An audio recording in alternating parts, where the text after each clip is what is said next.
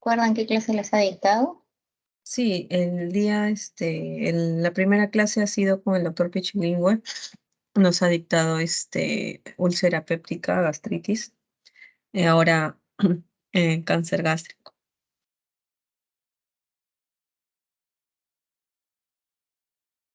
A mí también me enseñó, ¿no? El doctor es uno de los precursores de lo que es la unidad de hígado del Revaliati, y formó a muchos de los que iniciaron la unidad de hígado en el Revaliati, ¿no? Muy bueno el doctor. A ver, vamos a empezar. Ven la pantalla aquí, por favor. Sí se observa, doctora.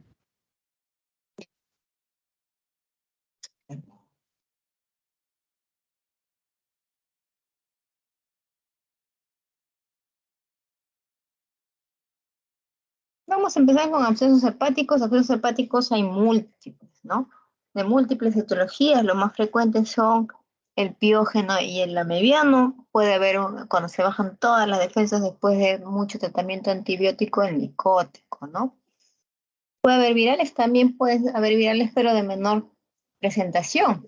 ¿Y qué es el absceso? En realidad es una colección de pus que está encapsulada, ¿no? ¿Es de riesgo? Sí.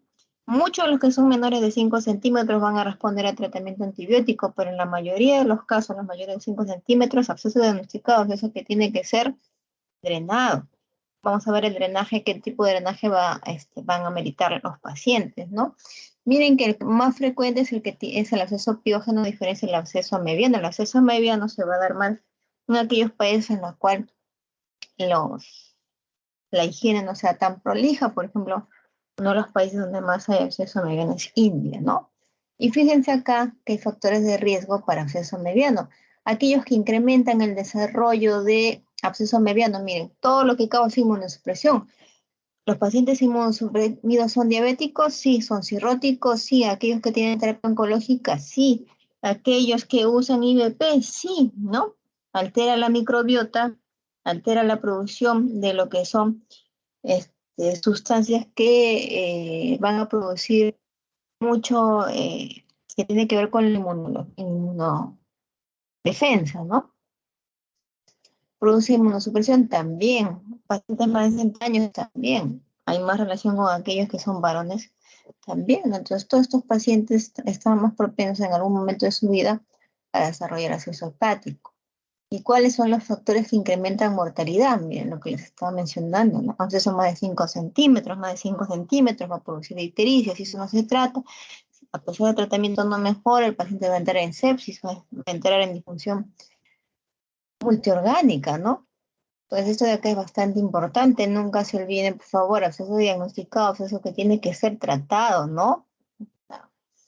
Para lo que es la etiopatogenia en cuanto a lo que es el absceso piógeno, se han estudiado múltiples causas, ¿no? Una de las principales es la obstrucción de la vía biliar. Si ustedes tapan el canalículo biliar, si ustedes tapan el colédoco, se va a producir una éstasis, mayor proliferación bacteriana y se va a producir por defecto los abscesos. Puede ser a través de la vía porta, que es donde drena la mayoría de los órganos, ¿no? Entre ellos el apéndice, entre ellos el colon.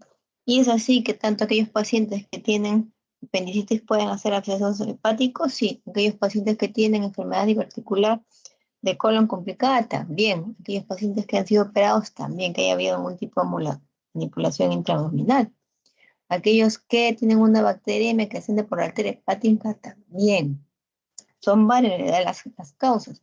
Acá en este lado está la vesícula. Si hay una colecistitis aguda, si esto no se trata, no responde de manera adecuada al tratamiento, estos pacientes van a ser por defecto, por vecindad, abscesos hepáticos. Aquellos pacientes que han recibido un trauma abdominal, sea directo o indirecto, sea que haya recibido un golpe, sea que haya sido a través de ablación, que es quemar, ¿no? Alguna célula neoplásica con láser. Y en algunas ocasiones, pues, el tejido necrótico que queda alrededor se puede infectar, sí, y hacen abscesos. Si a pesar de todo eso ustedes buscan las causas y no la encuentran, recién se dice que es criptogénica. Vamos con lo que es el absceso, las causas de lo que causa el inicio de la formación de estos abscesos. El absceso mediano, lógicamente, va a estar con la entamoeba histolítica. Y el absceso piógeno puede ser multifactorial, puede estar la Klebsiella, puede estar la pseudomonas, que es una de las más frecuentes, la E. coli. Y los síntomas en realidad son inespecíficos que pueden confundirse con otra enfermedad, ¿no? Al principio me va a dar fiebre, me va a dar dolor en el hipocondrio derecho, mayor tamaño, mayor sintomatología, voy a sentir mayor dolor, puedo palpar una masa, puedo bajar de peso. ¿El paciente se puede poner amarillo? Sí. A mayor tamaño, mayor manifestación de enfermedad, nunca se olvide. ¿Cómo llego yo al diagnóstico? Lo primero que tengo que hacer es mandarle los basales, ¿no? El hemograma, que me va a decir cómo está la serie hematológica, el perfil hepático, que me va a decir cómo están las enzimas hepáticas, y la albúmina, cómo está nutrido el paciente. Si yo quiero descartar primero el absceso mediano, tendré que pedir anticuerpos séricos para entamoeba histolítica. Una vez que esto me sale negativo, pues la otra causa, lo más frecuente, es que sea piógeno. Entonces tendré que empezar a buscar cuántos abscesos hay, cuál es la localización y cuál es el foco causante de ese absceso. Empezaré con lo bueno, bonito y barato que hay en todo hospital, que es la ecografía abdominal, para saber si estos abscesos están, cuántos hay, cuál es el tamaño, cuáles son las características, si han fistulizado o no, si hay comunicación entre ambos. Tengo que pedir exámenes más elaborados, ¿no? Como la tomografía contrastada, una resonancia de abdomen o una endoscopia, si es que yo cuento con ese examen.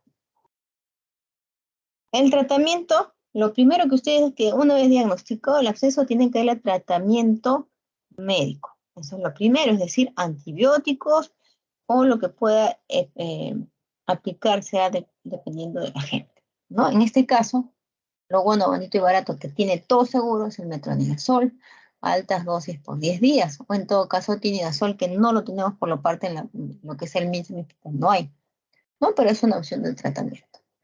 Para exterminar completamente los quistes amebianos van a tener que dar yodoquinol o paramomicina, siendo que la paramomicina se da en menor tiempo. Si este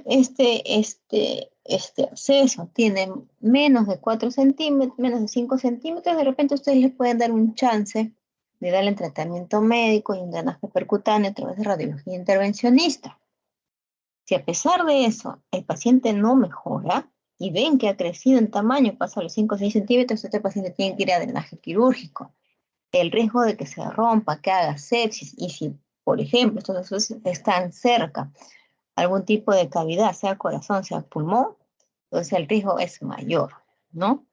El tratamiento percutáneo, siempre y cuando ustedes cuentan con una unidad de radiología intervencionista que pueda resolver estos casos, ¿no? En el hospital donde yo trabajo, que es el Hipólito, hay radiología intervencionista desde el año de la pandemia, ¿no? Desde el año 2020, desde ahí ha ido creciendo afortunadamente para nosotros una gran ayuda.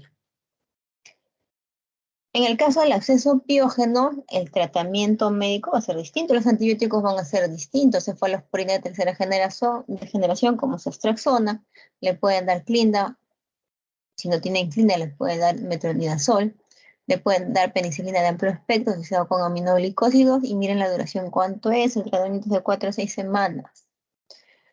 Pueden darle drenaje percutáneo a través de radiología intervencionista, claro, como les decía, pueden dar tratamiento médico, el antibiótico, más en aquellos abscesos que están en el límite, menores de 5, darle una chance, le pueden drenar. Si no mejora a pesar de esto, pues van a tener que hacer un drenaje quirúrgico. El drenaje quirúrgico, siempre y cuando sean más de 5 centímetros, eso es indiscutible. En las épocas en las que yo estaba de estudiante decían que era 10, eso ya cambió, ¿no? Más de 5 centímetros se ha visto que hay mayor riesgo de que el paciente entre en shock séptico y disfunción multiorgánica, ¿no? En aquellos pacientes también que hayan fracasado, como les comentaba, el drenaje percutáneo, si hay muchos abscesos, lo mejor es el drenaje quirúrgico siempre, porque si es percutáneo no va a estar pinchando cada uno de los abscesos, hay mayor morbimortalidad, ¿no? Aquellos abscesos que están multiloculados, es decir, que sean un absceso que tenga varias cavidades dentro de él. En esos casos es mejor quirúrgico. Esto es algo para lo que ustedes los ayude a recordar la clase. Y recuerden básicamente que los abscesos tienen que tener 3 enfocados ustedes, ¿no? El amebiano, el piógeno y el mixto. Nunca se olviden de eso. Los más frecuentes es el amebiano y el piógeno. La etiología va a depender de lo que ustedes se encuentran en su batería de exámenes en el paciente. Todo acceso diagnosticado debe ser drenado, debe recibir tratamiento médico y a la par, viendo cómo evoluciona, plantearle tratamiento. Si tiene más de 5 centímetros, el drenaje, que puede ser radiológico, que puede ser quirúrgico. No se olviden, por favor. Eso va a depender de la experiencia en el centro laboral que ustedes tengan, ¿no? Ustedes van a tener que trabajar con lo que le da su hospital, ¿no? Si no tienen, van a tener que hacer una referencia a un hospital de mayor nivel, ¿no? Siempre es así, eso no se olviden conforme ustedes vayan eh, trabajando en su centro de trabajo, cuenta cómo es la dinámica, ¿no? ¿Tienen alguna pregunta, jóvenes, alguna duda hasta aquí? Por favor, digan sí, digan no. No, doctora. La otra parte de esta clase de hígado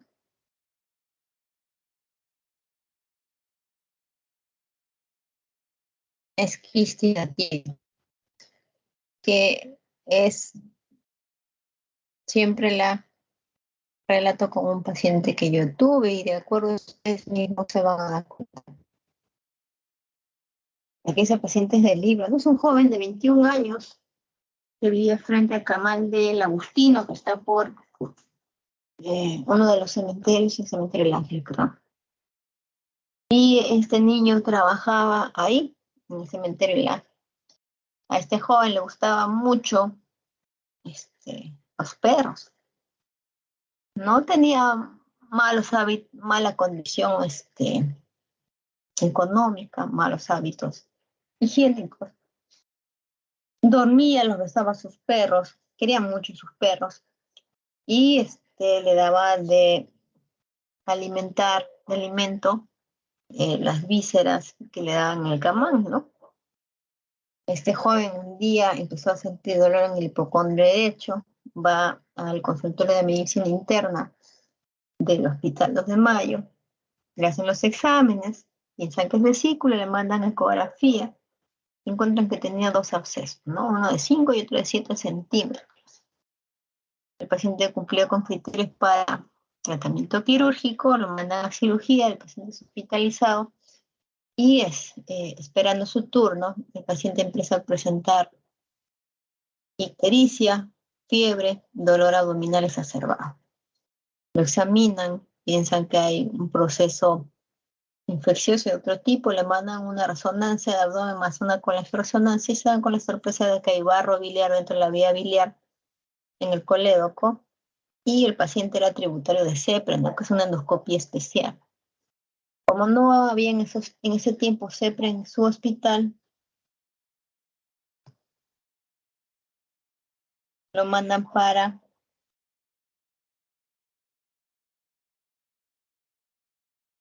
un ratito, por favor.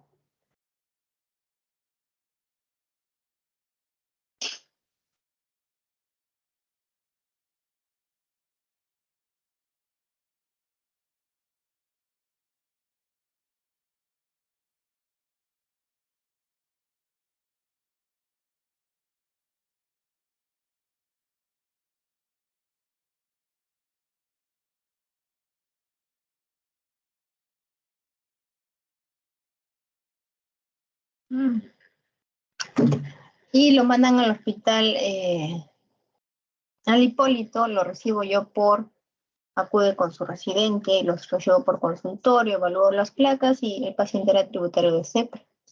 En la CEPRE, anulamos vía biliar, hicimos la esfínterotomía y al limpiar, para nuestra sorpresa, no solamente sale barro biliar y algunos pequeños litos muy pequeños, sino empieza a salir unas membranas blanco naqueradas, ¿no? Que para nuestra sorpresa eran pues las membranas hidatíricas que a la hora de pintar el absceso de mayor tamaño había fistulizado hacia la vía biliar, ¿no?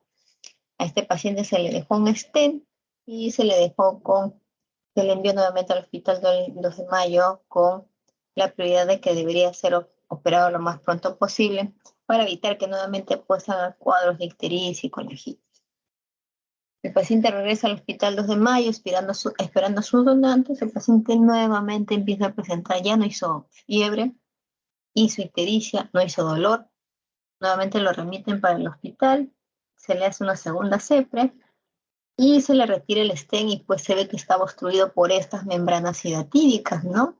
Mientras esté ese quiste hidatídico en el cual tiene un montón, van a seguir saliendo y va a seguir obstruyendo el stent. Entonces se le hizo la limpieza, nuevamente se le colocó un stent nuevo y se hizo hincapié en que la cirugía debería ser pronto, ¿no? El paciente fue operado, regresó 6 meses después al hospital Hipólito Unanue para que le retiráramos el stent, ¿no? Se le hace la entrevista previa antes del procedimiento, el paciente refiere que después de la cirugía fue muy bien, recibió tratamiento con albendazol 45 días después, no hizo ningún problema, no tenía dolor y por eso regresaba porque los doctores cirujanos que había visto allá refirieron con nosotros para el retiro del stent. El retiro del stent solamente es provisional, no es para toda la vida. Se lo retira y aparentemente pues el paciente ya no ha regresado con nosotros, se le hizo hincapié que no deberían tener tantas mascotas, ¿no? Y bueno, esa es la historia del paciente. Y si ustedes ven, acá vamos a empezar con esta parte. Generalmente se da en países que son ganaderos porque tienen ese contacto hombre, ganado y perro, ¿no? O si no, en zonas donde haya mala higiene, como es el caso de este paciente, ¿no?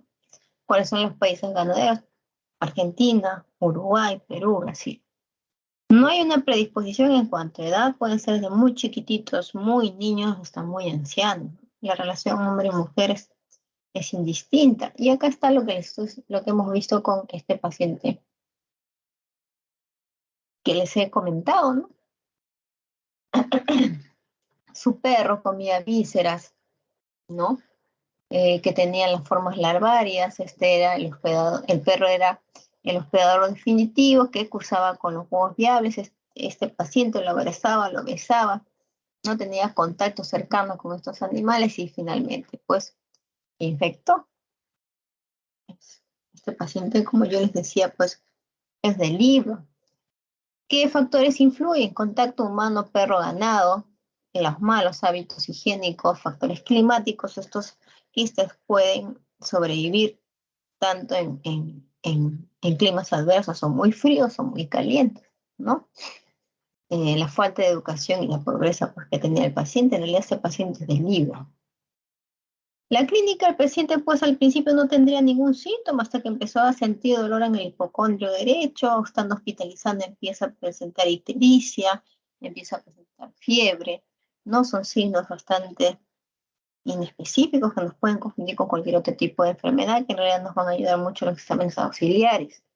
Donde le gusta estar más anidar a lo que es los quistes hidatídicos en el hígado, le sigue pulmón, ¿no? Acá en Perú hay bastante. Donde le gusta enfocarse mucho es en el lóbulo hepático derecho. En realidad el diagnóstico es una suma de todo. El factor epidemiológico es muy, muy importante. Con la clínica les he dicho que es bastante inespecífica. El factor epidemiológico cobra un valor muy, muy relevante, muy importante. A nivel sérico, ustedes pueden ver en el hemograma en algunas ocasiones eosinofilia. Sí, en el perfil hepático puede estar normal o puede ya haber colestasis, ictericia, GGTP elevada, fructosa alcalina también elevada, ¿no? Junto con TGP también elevado. Ustedes tienen que pedir 2 exámenes para la confirmación, puede ser el arco quinto, el ISA o el Westerlo, ¿no? Tienen que ser 2 exámenes que nos confirmen en realidad el diagnóstico del paciente. En cuanto a imágenes, tendrán que descartar, pues si este paciente tiene quistes hidatídicos en hígado, tendrán que descartar que haya también en tórax. Para esto le van a solicitar la placa de tórax, le pueden también solicitar una tomografía, que puede ser tórax abdominal, incluso también resonancia, ¿no? ¿Cuáles son las complicaciones? Miren ustedes con este paciente qué pasó. Hizo una fístula biliar, ¿no? Tal cual, del libro. Hizo colangitis, hizo obstrucción biliar. ¿Puede haber fístula hacia otros sitios? Sí, puede ir a espacio subgénico y va a ser abscesos en este lugar. Va a ir el peritoneo si es el peor de todos que puede causar anafilaxia. ¿Hay fístulas a nivel pulmonar? Sí. Establece fístulas entre los bronquios y podemos tener, se produce lo que es la vómita, ¿no? contenido chocolatoso que puede tener ese quiste a nivel pulmonar. El tratamiento es albendazol, 10 a 15 miligramos, ¿no? Le van a dar 3 ciclos por 28 días y en descansos de 14 días. En aquellos pacientes que son quirúrgicos como yo, y recibió albendazol 45 días antes y 45 días después de la cirugía. El albendazol tiene una peculiaridad que no se suele producir muy seguido, pero sí tienen que tenerlo en cuenta, ¿no? Produce leucopenia y hepatotoxicidad, por lo tanto ustedes van a tener que solicitar un hemograma y un perfil hepático antes, durante y después del tratamiento. Si ven que hacen transaminasemia más de 5 veces el valor normal, suspenden y luego van monitorizando al paciente y posteriormente, cuando ya estén los valores normales, empiezan nuevamente a titular, ¿no? Pero como le digo, no es lo más frecuente. Acá también nos puede ayudar radiología intervencionista, sí. ¿En qué pacientes sean? Aquellos que no se pueden operar, que tengan alguna comorbilidad asociada, que tengan un síndrome de lesión muy severo, que no quieren operarse simplemente, ¿no? No deseo una opción menos invasiva, se puede hacer. ¿Y qué es lo que se hace? Se aspira el contenido, se coloca algo que queme los quistes que hay adentro, que los desaparezca, que puede ser alcohol, o la solución hipertónica. Se ha visto que da resultados, sí, bastante favorables, siempre también dándole el albendazol pre y post tratamiento. El tratamiento quirúrgico, recuerdan, ¿no? Como ya ¿y cuál que tenía el paciente? ¿Tenía un quiste más de 5 centímetros? Sí, tenía dos, uno de 5 y uno de 7. ¿El quiste había hecho fístula a la vía biliar? Sí. ¿Estaba haciendo efecto de masa? También. O sea, lo único que le faltaba era que se infecte ese quiste. Afortunadamente no pasó, pero de las 4 complicaciones, las 4 indicaciones tenía 3, ¿no? ¿En quién no se puede operar? En aquellos donde haya quistes múltiples, en los que haya calcificaciones o que estén muertos, esos tipos de quistes ya no se operan. Recuerden, señores, que básicamente es una zoonosis, ¿no? De países ganaderos, donde haya mucho contacto hombre-ganado, perro, ¿no? El cuadro clínico va a depender de la ubicación y del tamaño. El diagnóstico es una suma de todos, ¿no? Es clínico, laboratorial, epidemiológico, no se olviden, y por imágenes, ¿no? Donde más le gusta estar es en el lóbulo hepático derecho, suelen ser únicos, pero hay excepciones como el caso de este paciente que tuvo 2 quistes. La complicación más frecuente es la que presentó el paciente, fístulas en la vía biliar, donde vimos la salida de litos y vimos también lo que es la salida de las membranas hidroquídicas, ¿no? El tratamiento médico es lo primero que ustedes dan, lo van a ofrecer el drenaje, sea por radiología intervencionista, si tienen la experiencia, o lo harán quirúrgico, ¿no? Y si no tienen ninguna de las dos, van a tener que ustedes referir a un centro de mayor nivel. ¿Alguna duda, por favor?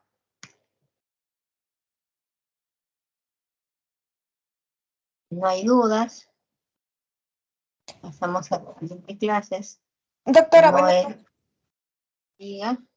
doctora, una consulta. Entonces, bueno, mi consulta durante la clase era las indicaciones para el tratamiento de un quiste. Entonces, a partir de que el quiste tenga mayor a 5 centímetros, recién se podría tratar quirúrgicamente, antes no, Sí, o con sí, medicamento.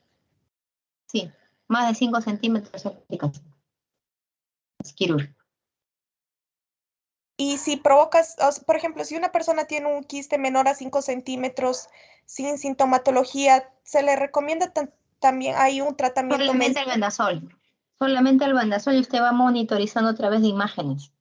Algunos suelen responder solamente al tratamiento que le dan, ¿no? Algunos no mejoran y esto crece. Al crecer es lo que produce más molestias y puede llegar incluso hasta colangitis, ¿no? Y en esos casos esos pacientes tienen que ser operados. La indicación es clara, ¿no? Más de 5 centímetros es cirugía. No hay otra. Los casos de radiología intervencionista acá en Perú todavía son muy pocos, ¿no? Los radiólogos intervencionistas tienen poca experiencia con respecto a lo que es el drenaje a través del método que ellos conocen. Lo más común quirúrgico.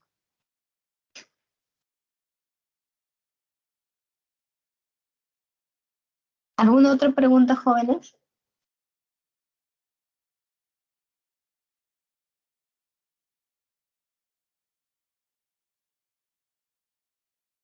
Ninguna, Doctora, ¿no? una Entonces, consulta. Diga. Doctora, ¿hay posibilidades de que los quistes menores a 5 centímetros puedan romperse y verter su contenido? No,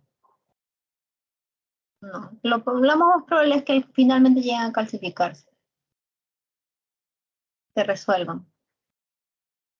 Hay muchos pacientes que van a la consulta y van por otro motivo, se les pide una ecografía, tienen unas pequeñas calcificaciones, ¿no? Puntiformes. Lo más probable es que hayan tenido un quiste hipotiroideo que afortunadamente para ellos resolvió, ¿no? El problema de más de 5 centímetros es que se rompa cavidad.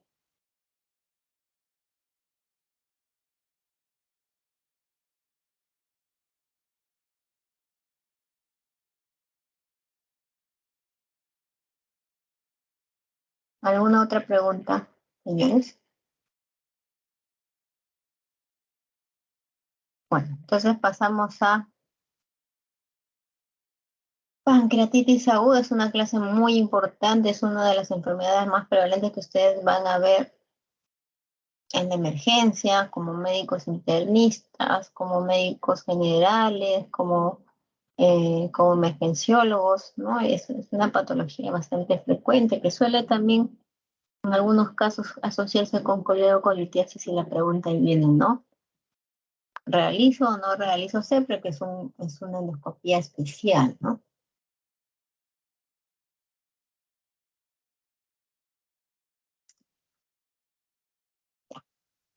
Perdón. Entonces vamos con lo que es la definición. Básicamente es la inflamación de la glándula pancreática. Esta clase se basa en lo que es el protocolo de la guía del Colegio Americano de Gastroenterólogos, ¿no? Una de las más sencillas que ustedes pueden seguir. Espero.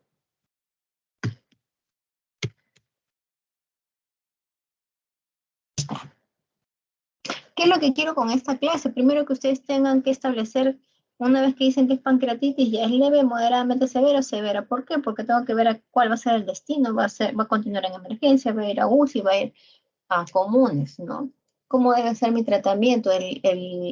Los fluidos que uno va a dar van a ser controlados, va a ser una hidratación enérgica, ¿cómo va a ser en realidad? ¿No? ¿En qué casos voy a dar antibiótico? ¿Todas necesitan antibiótico? No. Lo más importante es anular dolor, entonces eso tienen que conocerlo. En aquellos pacientes que no suelen recuperarse al tercer día, deben comer por vía oral, deben usar algún otro tipo de suplemento, que es lo que tengo que hacer. Y como les mencionaba, pues, en qué casos realmente hay que hacer la endoscopía especial que siempre, ¿no? Miren, la etiología, según la guía, menciona lo más frecuente que son las pancreatitis se da por la obstrucción biliar, sea por cálculo, sea por cáncer, sea por parásitos. La segunda es por alcohol y la tercera es cuando los triglicéridos están mal de vir, ¿no? Y en aquellos pacientes que tienen más de 50 años hay que sospechar en un cáncer de páncreas. ¿Cómo llego al diagnóstico? Tengo 3 criterios: el clínico, el laboratorial y el de imagen. Y ahí ustedes tienen que cumplir 2 de los criterios, ¿no? Para que podamos decir que es pancreatitis. Puede ser clínico y laboratorial, sí. Puede ser clínico y de imágenes, sí. Puede ser laboratorio y de imágenes sin tener clínico, sí.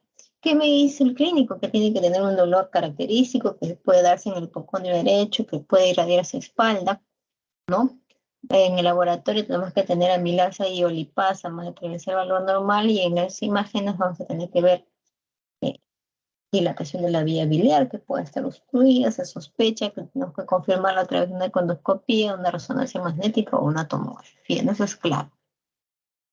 Eso para recordarles que la pancreatitis aguda, la mayoría, miren, suele ser pancreatitis intersticiales que finalmente suelen resolver. En algunos casos pueden presentarse o quistes, tienen una evolución favorable.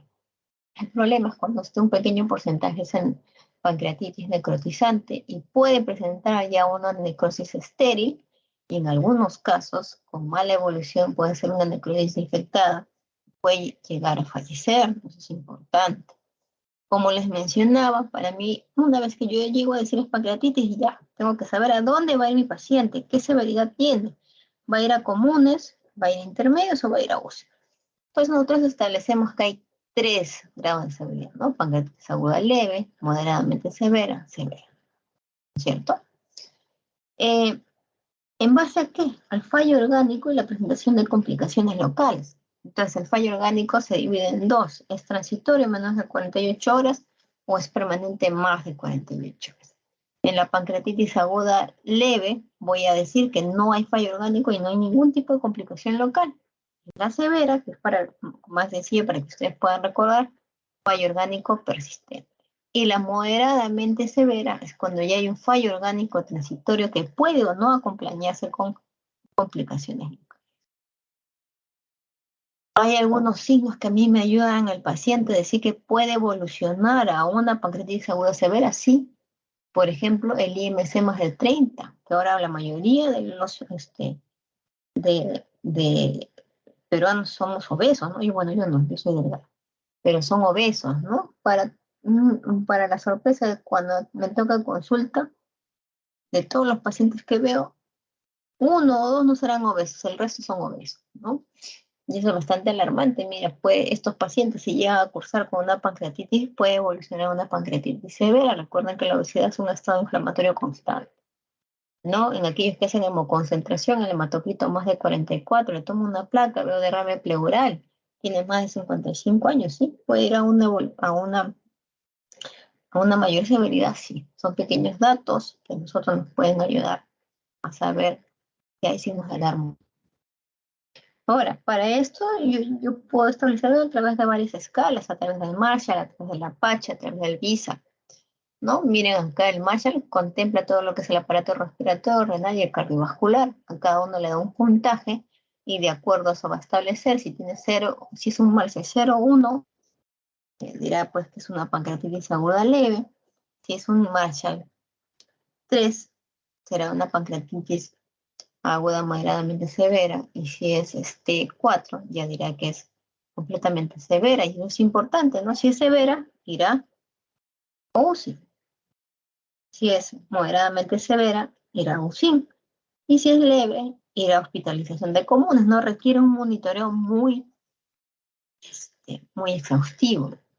También plantea que se puede usar el score de VISA, ¿de acuerdo? Recuerden que todas las escalas o los scores, cuanto más sencillos sean, va a ser más fácil de aplicar y de recordar, ¿no? La escala de VISA muy sencilla. Contempla URA, trastorno sensorio, que tenga CIRS o no, más de 60 años, y que tenga derrama pleural. Si suma más de 3, una pancreatitis aguda grave, y si de menos de 2, es una pancreatitis aguda leve, es bastante sencillo. ¿Hay complicaciones en la pancreatitis aguda? Sí, de acuerdo al tipo de pancreatitis y de acuerdo al tiempo en el cual se presenta.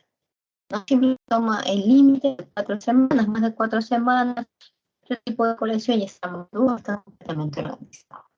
Entonces tenemos una pancreatitis intersticial y se presenta en menos de 4 semanas, pues tenemos una colección que es aguda, peripancreática, y habrá que vigilar. Si tiene más de 4 semanas, ya vamos a ver que está organizada, que tiene una pared, y entonces podemos decir que estamos frente a un pseudoquiste pancreático. En la mayoría de los casos hay que vigilar, por sintomatología de infecciones, etc.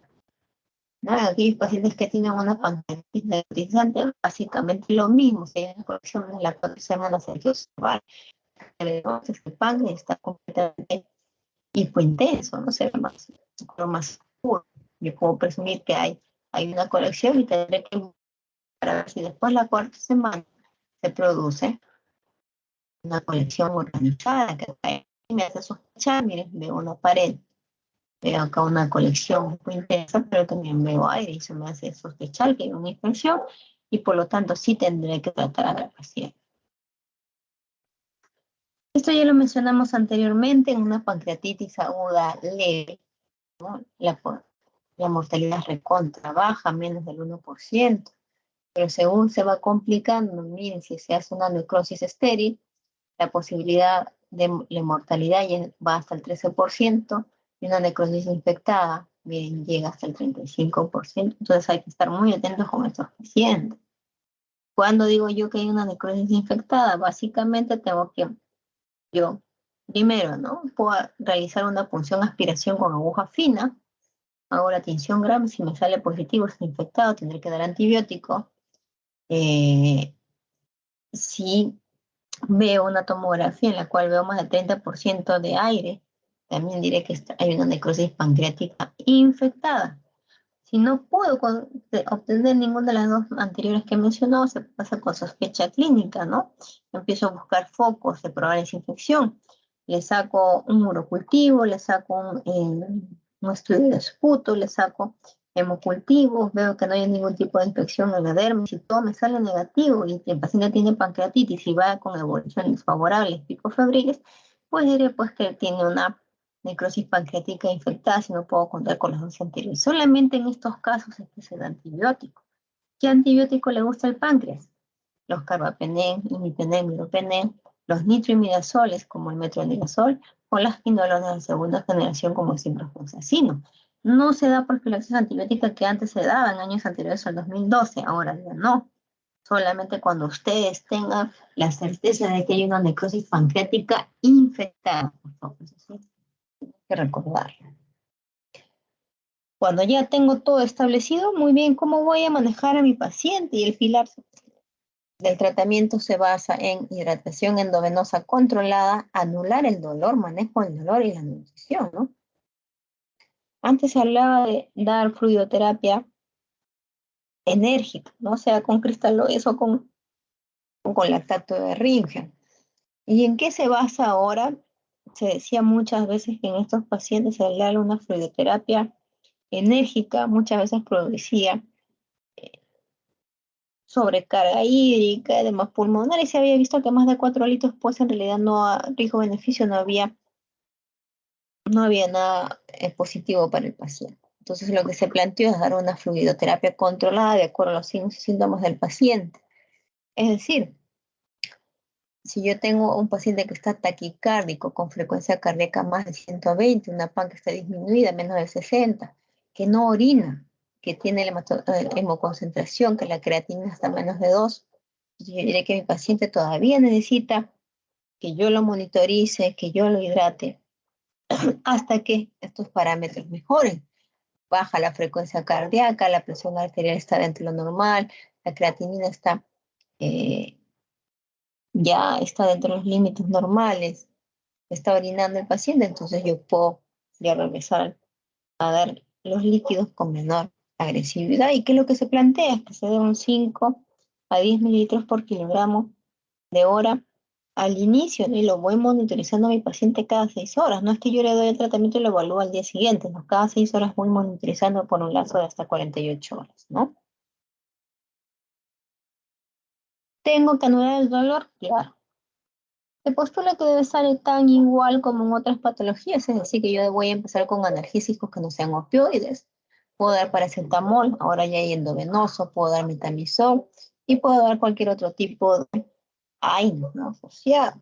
Si a pesar de eso no mejora mi paciente, ya tendré que yo pasar a los opioides débiles, que es lo que damos en el servicio, codeína o tramal. Si a pesar de eso no mejora, voy a tener que dar opioides potentes y para eso voy a tener que llamar al anestesiólogo, a la unidad de dolor, quien dará pase para poder usar morfina, fentanilo, lo que ustedes están viendo.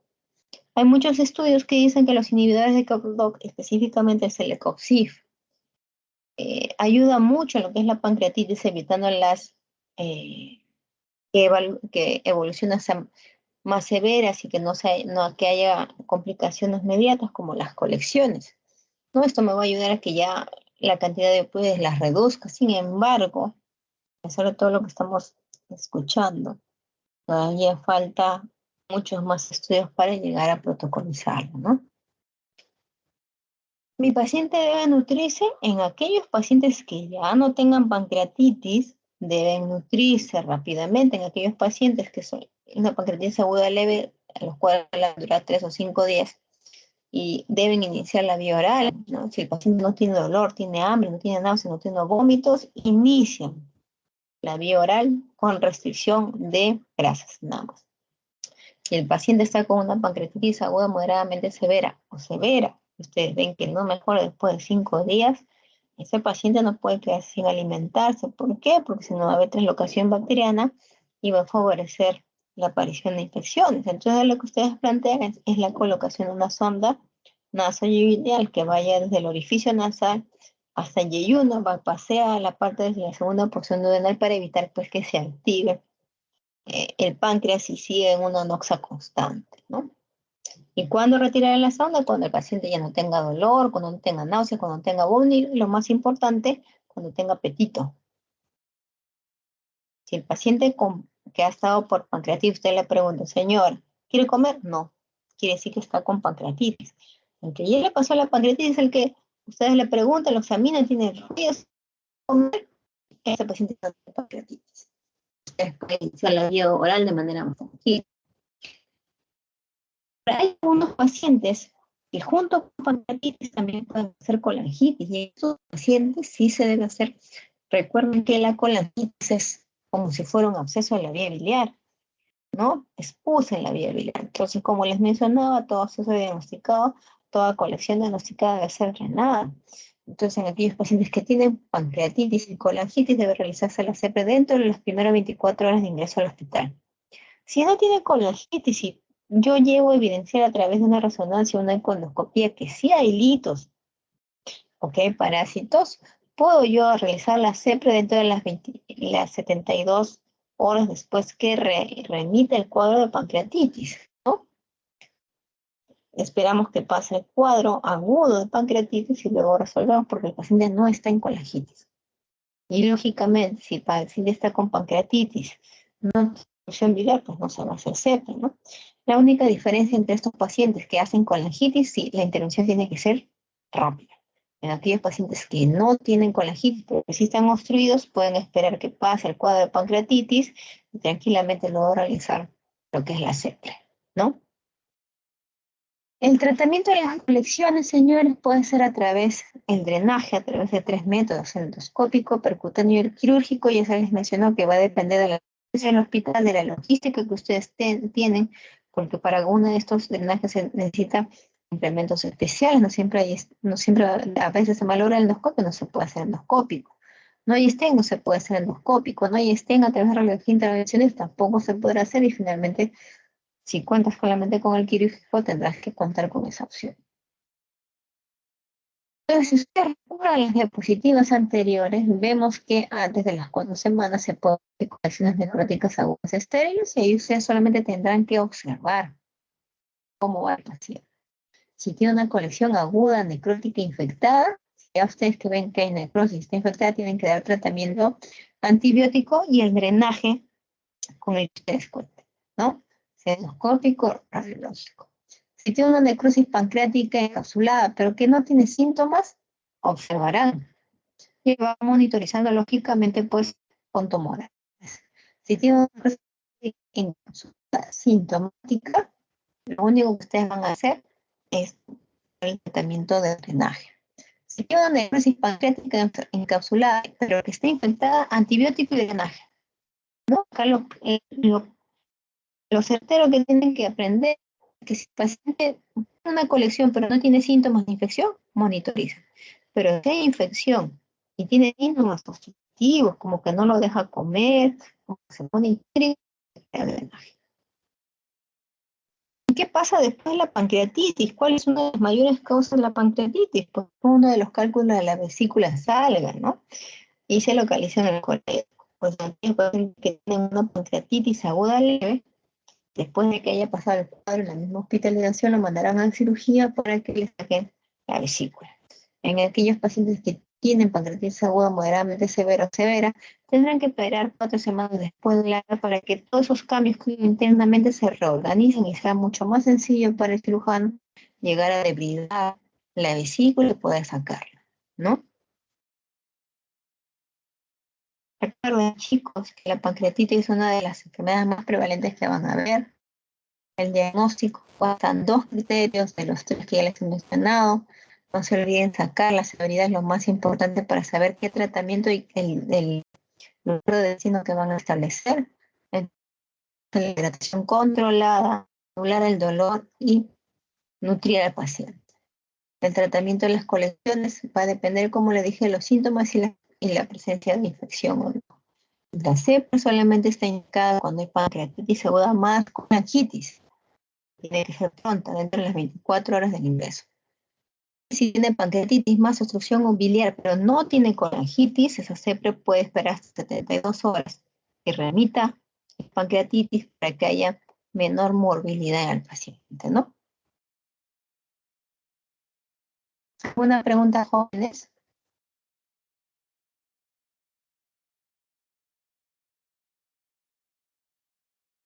No hay ninguna pregunta, jóvenes. Mañana me parece que tenemos la clase de colon a la misma hora.